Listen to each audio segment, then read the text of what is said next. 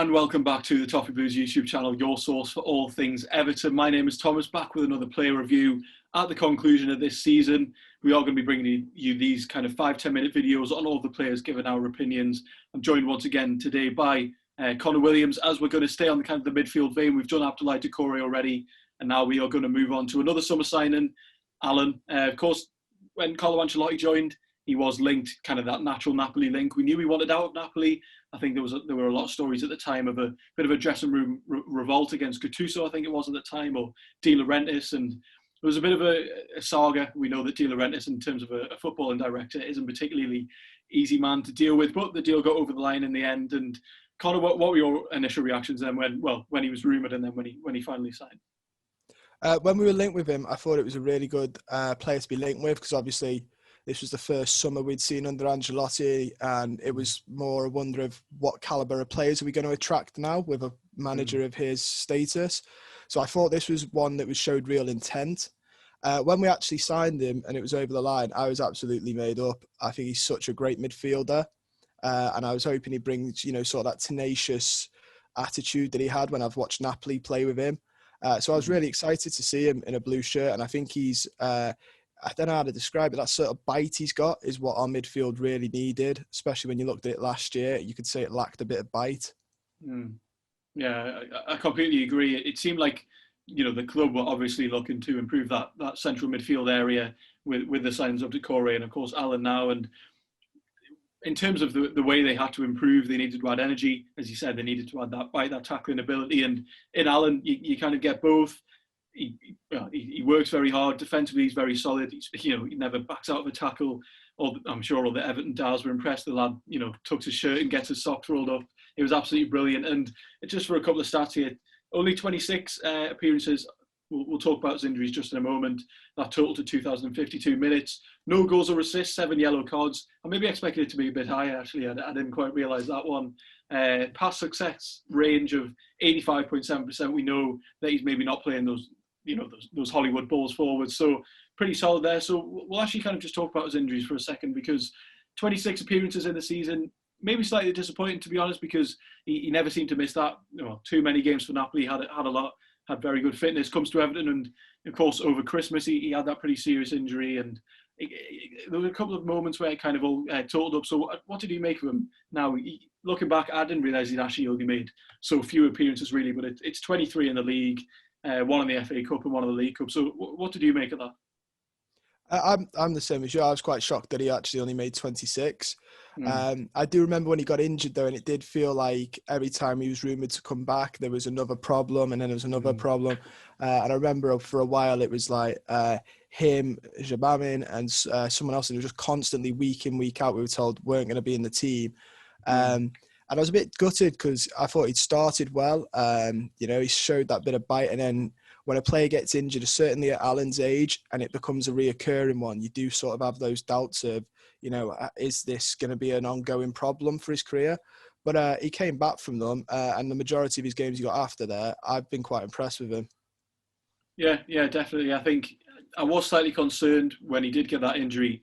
I can't remember now. I think it was early January, and there was that rumour every week. Allan's coming back, and then he was on the bench, and then he was off the bench again, and then he was back in the team, and it was all a bit odd just for a moment. And we know we didn't get particularly lucky with injuries at any point this season, but as you mentioned, at his age, 30 now, will be 31 next season. If you do start picking up these injuries, it does become slightly concerning. But in terms of what he adds, you mentioned that bite, you mentioned that tackling ability. At the start of the season, we saw him kind of fill in at that base of the 4-3-3. He sat shielding the back four. The system obviously kind of had to evolve. The different injuries were picked up.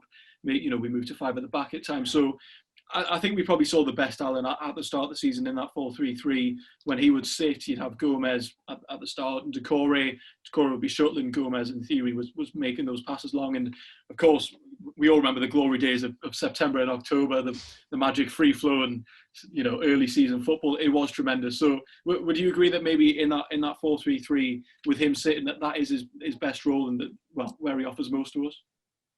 Yeah, I think at that sort of pivot, triangle at the bottom base of the triangle of this 3 and the 4-3-3, we probably saw his better football. he was really great to watch as well, because like you said, he's one of those classic, socks up, shirt tucked in. He's not afraid of a tackle. And he is an aggressive player. He's quite fiery. You can see that when he gets into altercations, how he speaks to the referee and stuff. You can see he's got quite an aggressive side to him, which is what I think we desperately needed. And I think it suits him better in that role, right in front, in that third person in the triangle of the 4-3-3. I think that's a position that suits his nature and his style of play the best. Yeah, definitely. I think if he is allowed to just kind of shield that back four, use that tackling ability that we know he has. But there are times as well, I think, when he's so desperate to make a tackle and he's so desperate to charge forwards, maybe he kind of just abandons that kind of naturally defensive anchor role. And I don't really blame him for that, purely because we had no one else to fill in there. I'm sure the club maybe had visions for Gbamin coming back this season. Obviously he did before he picked up that other injury, or long term, maybe they do still envisage Gbamin as being the base midfielder in that. And that's probably my only major criticism of Allan at times. His positioning isn't brilliant, purely because he's so desperate to charge out and make that tackle. But if he's not asked to be that, that central defensive midfielder, if he's not asked to do that, I think he'll definitely flourish as long as he stays fit as well. So are there any kind of criticism you'd level at him? I think I'd definitely say his position at the time is maybe a bit suspect, but I don't necessarily blame him for that, purely because it's naturally the kind of player he is. He's not really going to change his ways now that that he's 30. That maybe his positioning is a bit suspect at times, but only because he's being asked to perform in a slightly different role than maybe he has earlier in his career. Yeah, I'd say, other than the position that you said, there is I do find sometimes, and it sort of links in with it, that he is very quick to snap. Same with tackles. You see him sometimes give away silly fouls that he's never going to make it, but because of the nature of this type of player he is, he's going to nip at your heels and bring you down. And it's one of those where one half of you thinks it's fantastic because he's an old-fashioned midfielder who'll nip at the attacker's heels and you love it, and then the other half you're like, what a silly tackle, what a silly free kick to give away in a dangerous area against certain teams. So that's the only one, but then I wouldn't want to say take that out of it, because that also adds to how much of his game we all love watching. Yeah, certainly. That it would be disappointing if he kind of lost that, or if he was kind of reined in a bit. But I hope that either Gbamin comes back fit and stays fit, so he can play that anchor central defensive midfielder role, or maybe the club look to recruit there to give Allan and Doucouré more license to get forwards and more license to charge out and make those tackles. And maybe something that also has slightly disappointed me, apart from his fitness. Yeah, this sounds like I'm actually quite negative about Allan. I think he's when he's played, he's had a very good season, but I think we definitely signed him with a view of being a leader. I'm sure he was Napoli captain for a while, but the people I've spoken to, people who have been to Goodison Park, and I've asked them the question, who are the vocal players on the pitch? Who are the ones making the impact? Allan's name kind of rarely comes up, to be honest. They mention the likes of Holgate as, some of the more vocal players, but maybe I look for a bit more of that from Allan, but I think that's kind of just picking at bones, really, purely because, I haven't been to Goodison. I can't see firsthand how much of an impact he has. But do you think maybe he is going to be kind of one of the natural leaders and maybe fills that void of leadership that we have going forwards, because we know that he had that role at Napoli. We know it is a bit of a problem now, but do you see him as that kind of player, or maybe he's just, at this point, he's still earlier in his Everton career, might not have kind of just fit in straight away and is happy to come, start screaming at everyone, basically? I think it's, like you said, it's just so early on in his career. I think there's, I don't want to say shyness, but there is that sort of, he's a new person in a new team, sort of wants to hold back. And our team have quite a couple of leaders, that are quite vocal. You mentioned Holgate.